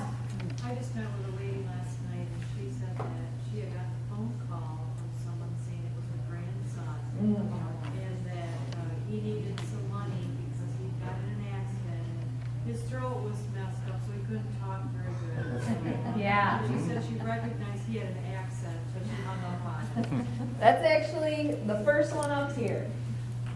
You get an email email or a phone call from someone you know, it's usually a relative, a grandchild, okay, saying that that person is in trouble. They're in a different country. They need money. You gotta wire money right now to help your grandson out or your granddaughter out, or they're gonna be stuck in that country.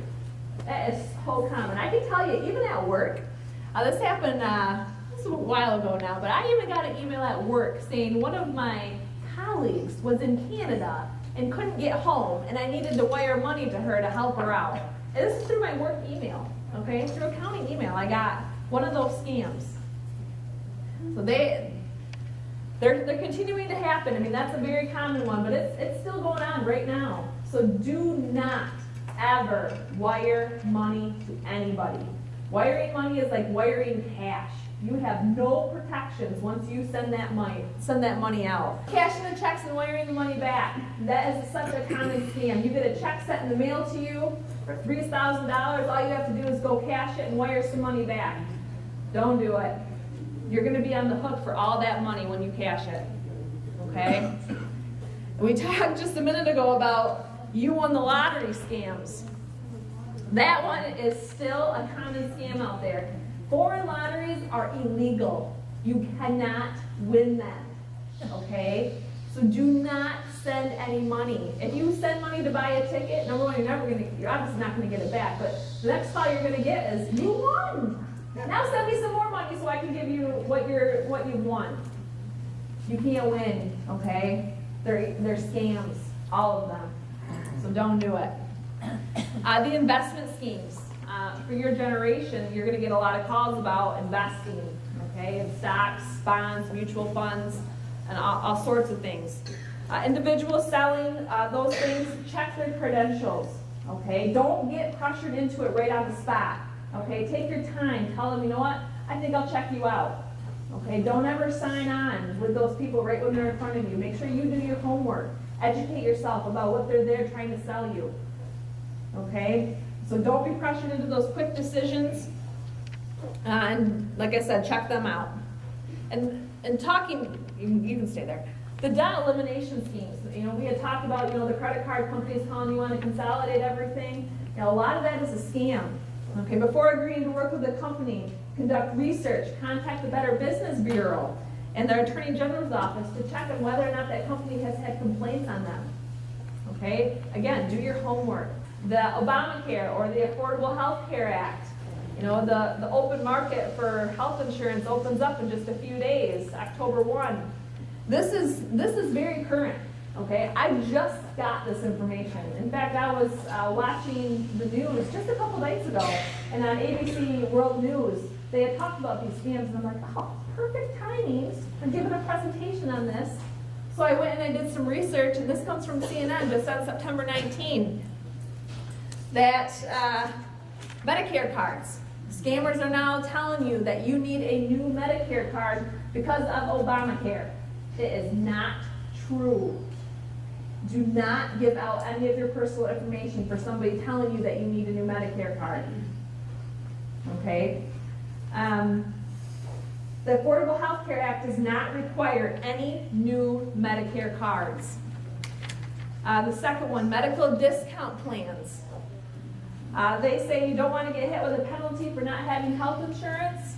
Some con artists may offer to sell you a discount plan that they claim meets the law's minimum coverage requirements. Not so fast. Medical discount plans are not health insurance. So do not fall prey to somebody telling you you need a medical discount plan. That last one, this government imposters. If a government official, again, they're not really a government official, but they're going to want to make you believe they are, calls, texts you that they want to talk about your health insurance. They want to verify your social security number or your bank account information. The person is actually a scammer just trying to get your personal information to rake through your bank accounts. Okay, according to the Federal Trade Commission, the government will not call you about your health insurance. They would never ask you to verify your personal information over the phone. Okay? So be very aware, because this is going to be a much more of a common issue here coming up. All right? Apply to Medicaid also? Yeah, I mean, if anyone tells you that you need new cars, any of that, that's not the case. I mean, what I would do, if you have a question about your health insurance, actually call the company yourself. So you're calling a number that you know is associated to that entity. Okay? Phishing. This is kind of a computer savvy word. Phishing means luring you like a fish to give your personal information to be used to steal your identity. Okay, you receive an email message that appears to be from a familiar entity, like your bank, your bank where you do your banking, credit card, government agency. And I'm going to tell you what, when you get these emails, they really will look like they're from that entity. Okay, they'll have the symbol there, that's a symbol for your bank, and it'll look very legitimate. They want to ask, they tell you that you need to provide your personal information, social security number, bank account number, credit card number. Do not open the email, and certainly do not click on any links that are contained within that email. It is all a scam, okay? Those people will not contact you that way. Again, if you have a question, call the entity directly about your account. Don't do anything that comes through email. What is the warning that you would realize that's what it is? I think the warning should be it came to you in email form. Just call them, okay? If you get emails that look to be from your bank account company, they typically don't do business like that, okay? Call them. Go into the bank itself, okay? Don't reply anything on the internet through an email, okay? Because the minute you click on something, they're going to get your personal information.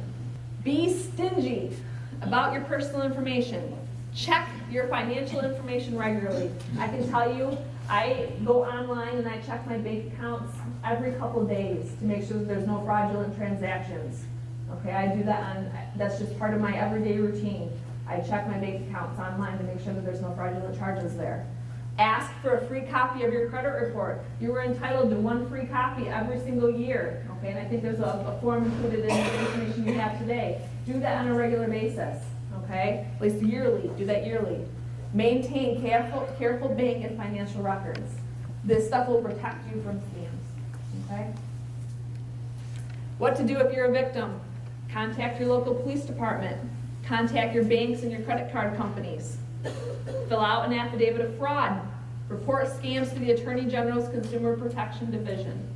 And again, there's a phone number on there, or you can go online at their website and click on complaints if something has happened to you so that you can make others out there aware of the scam that you had come across. Hello, my name is Brett Wright. I own and operate Phoenix Crematory Services. Phoenix Crematory Services is located in Muskegon, Michigan, and we work with area funeral homes offering cremation services. We also are able to work directly with your family and their cremation needs. If you would like more information on the services that we have to offer, please contact us 231-733-5200 or go on our website www.muskegoncremation.com. Thank you. Wanted cars, trucks, vans. Sprague's Auto Parts offers top prices for your wrecked, junk, or unwanted vehicles. Cash on the spot. We pick up or you drop off. For more information, call 231-726-2988. Sprague's Auto Parts, 81 South Getty Street, Muskegon. We buy cars for cash. Living healthy is more than just counting carbs and exercising, it's a lifestyle choice. Embrace sound, natural alternatives, cultivate and sustain a better way to healthy living. The Health Hut offers a wide selection of vitamins, minerals, herbs, medicinal mushrooms, women's and men's supplements, as well as a vast array of skincare and beauty products. Their friendly, knowledgeable staff is always on hand to help you choose the products that best suit your individual needs. The Health Hut. We have your good health in mind.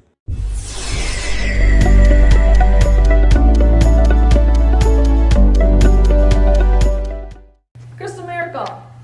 She is our defendant, our suspect. And I'll read you a little bit about the case here. Viola Olson, she is our victim. And this was a write-up that the Chronicle did. It was a very nice write-up. Viola Olson was 13 when the stock market crashed in 1929. She grew up in the Depression when money was scarce and financial security a distant dream. She had said, when I was going to school, it seemed like everybody had nicer things than I did, she recalled. I always wanted some elk skin shoes, but I never got them. Ms. Olson also learned to believe that honesty is the best policy and trusted other people that felt that way. In her early years, Viola Olson learned to work hard and save, save, save. Coupons and string, bags and papers, and any money not needed for essentials. After she married and entered the workforce, there were no vacations, no fancy clothes, no extravagances. But together, she and her husband, Robert Olson, successfully raised 5 children and saved their money. Viola Olson helped support the family with jobs that included caring for the elderly, serving as house mother for nurse trainees at the Old Mercy Hospital, and packing parachutes at World War II era Brunswick Corporation. We worked hard for that money, Ms. Olson said. In April of 2007, she was 90 years old, widowed about 2 years. She was living alone on Muskegon's west side and supporting herself frugally, mostly off her Social Security checks. Over a lifetime of work, the Olsons had accumulated a comfortable nest egg that was still intact after some 25 years of retirement, held in various investments, plus a checking account that had about $30,000 in it. Then she brought her income taxes to the Jackson Hewitt Tax Preparation Office on Henry Street. There she met a helpful young woman working as a receptionist. Again, Miss Miracle. The woman helped with Olson's taxes, unraveling a confusing point that no one else in the office could figure out, recalled Viola Olson. The 29-year-old Spring Lake resident, her name was Crystal Miracle, had befriended Olson. She was a professed, committed Christian and a married mother of 4 young children. Miracle made herself useful to the older lady. She said, "If you need anything, just call me. I'll get it done," said Viola Olson. Before long, Crystal Miracle had persuaded Olson to invite her to her home and help her to run some errands.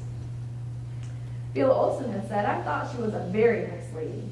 She was a nice lady, but there was something behind it. She thought my date book looked pretty good. At some point during the friendship, the nice young woman persuaded Viola Olson to sign a series of blank checks, probably with the understanding Crystal Miracle would use them to pay Miss Olson's bills, investigators believe. Olson doesn't remember doing so, but authorities are convinced that that's what happened in order for Crystal Miracle to get all this money. Instead, Miracle filled in her own name as the payee on those checks, wrote in varying amounts in the thousands, and cashed them one by one over a period of about 4 months. Authorities believe she used the money to pay her own bills, make overdue mortgage payments, and buy a used car for $5,000. They believe her husband, who didn't handle the family finances, had no knowledge of what his wife was doing in taking Miss Olson's money. By August, Miracle had stolen more than $29,000 of Viola Olson's savings, nearly draining her bank account. At that point, Olson noticed that something was wrong with the account. She called her daughter, Peggy Anderson, for help, and together they went to Olson's bank account to sort it out. And that launched the police investigation. This is an interview with Viola Olson. Did you trust her? Yes, I did. She was very nice, appearing and talking. Her language was nice. And when you later discovered how much money was missing, how did you feel? Oh, I figured you died. I had to go to bed for 2 days. I just couldn't move. I didn't feel like eating. I couldn't sleep. I thought, well, I never thought that of that lady. She seemed so nice at the time. I never dreamed of a thing like that. Yeah. But I was just sick. My husband worked for the city, and then on weekends we'd clean offices for different people. And we saved every bit of it, except when he went on splurge. But we managed to save a good deal of money. I never spent any money. I sat home and watched TV on Sunday when I was alone, and ate popcorn and pancakes. I saved it. Everybody was going out having a good time but me. Well, that was my own fault, and I could have done it, and I could have had a nicer car, but I didn't leave it by spending anything I didn't need. That's the way my mother raised me. That's right. Because we were so ragged when we were young that I was scared to spend any money. Well, what advice would you give the people that are worried about protecting themselves from a crime like you've experienced? What advice would you give them? I would be very careful of what they said and done. Very, very careful. I'd be suspicious of them. We prosecuted Crystal Miracle, and she was convicted, and here is a tape from her sentencing hearing with Judge Hicks. Mrs. Miracle, I want to start my own comments by saying a couple of things. Everything Mr. Van Tubergen said would be a lot more accepting to me if you had a clean record. But there's a history here that you just cannot hide at this point. And I wanted, Mr. Mott frankly stole most of my speech, so I don't need to repeat it, but I go back to the time your Christian faith is posited to the court now as an anchor that's going to help you get out of this, but I think you've had your Christian faith for a long time, haven't you? You went to Western Wayne Christian Academy back in 1995. And during this time, you're still committing these crimes. So that's where I want to start my comments. And it's said here today that, well, it was foreclosure, financial crisis, and that's the reason you did this. But you know, you've had your finger in the criminal justice system back in 1999 in Wayne County. Now that was largely in a building and it was dismissed. But there's some history here. 1999, we have an arrest date of the same date almost as the other one that says larceny in the building, property conviction. And interestingly, the judge there put you on probation, and the report says you failed to report you were found not to be living at your address of record. 2002, Muskegon County. You failed to turn yourself into jail after a hospitalization. You failed to appear for a show cause hearing on March 10 of 2004. And that, I think, is the incident involving the theft from a school child where you were a substitute teacher. The substitute teaching appears there that you lied about your qualifications to the people there. There's some information in the report that you have a history of not being able to tell the truth. And so this is not an isolated incident. This is a pattern with you. It's a pattern that, in my view, requires prison time. I always cringe a little bit when somebody comes in here having committed a crime and says, I paid the victim the money back. Well, that's nice, but that does not eliminate the crime. In your case, it doesn't eliminate the history we have here of deceitful, dishonest, lying, and criminal behavior. She got 15 months to 7.5 years in prison. Just to kind of wrap up, we touched on this morning about some new legislation that has come down, really hammering on the crimes that affect our vulnerable adult population. And May 21, 2013, the new legislation stated that the court can now consecutively sentence defendants for financially exploiting vulnerable adults. What that means is, let's say a person has 2 charges of vulnerable adult abuse in two separate cases. They get 2 years on one, let's say 3 years on one case and 3 years on another. Typically, the law would say that those would run concurrent with each other, meaning they would just serve 3 years total. But this new legislation says that those would be consecutive. You serve 3 years, and then you're going to serve another 3 years, so 6 years total. On June 19 of 2012, disinheriting the abuser. You would think that that would already be there, but now a person convicted of a felony involving abuse, neglect, or exploitation cannot inherit from the victim. And lastly here, on June 19 of 2012, there are harsher penalties now when there's a financial exploitation of a vulnerable adult. When the value of the assets is over $50,000, that's a 15-year felony. And if the person has stolen more than $100,000, the penalty is now 20 years. It's pretty stiff. Again, if you or someone you know you believe is suffering from some form of elder abuse, please pick up the phone and call it in. This is the number for centralized intake. Sheen talked about it this morning and gave it to you. Here's the number again.